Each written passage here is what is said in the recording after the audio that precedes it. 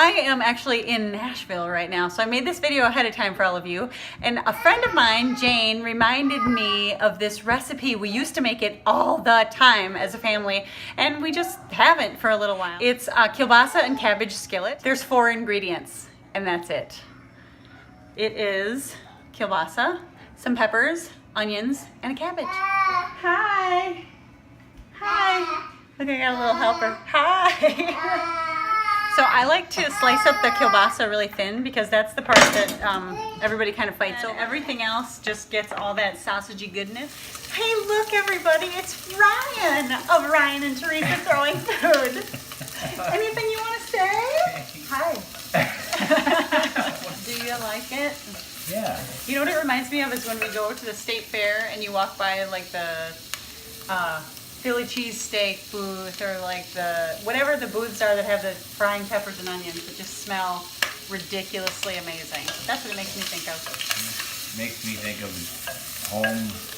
We call it a casserole down in Madison. We call it a hot dish up here. Is that a Madison thing? I think so. I'm gonna scoop these out of here. It's hot. In go the peppers and onions. And then I think I'm gonna put the sausage back in. I'm doing things a little differently than I normally would in my 12-inch skillet.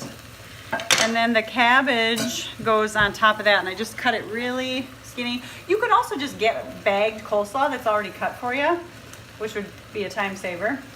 Now this is gonna take up a lot of room right now, but it is gonna cook down. Last of our cabbage. That's just gonna cook down. Wes, come here, I wanna ask you a question. What's your favorite food? Coleslaw and cabbage. What do you want me to bring for your birthday treat next week? Cabbage and Hershey Kisses. Weirdo. This is starting to look good.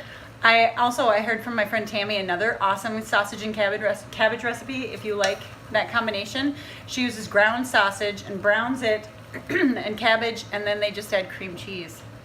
Yum. I'm gonna try that. Hi, you want some? We're just gonna add a little salt and pepper.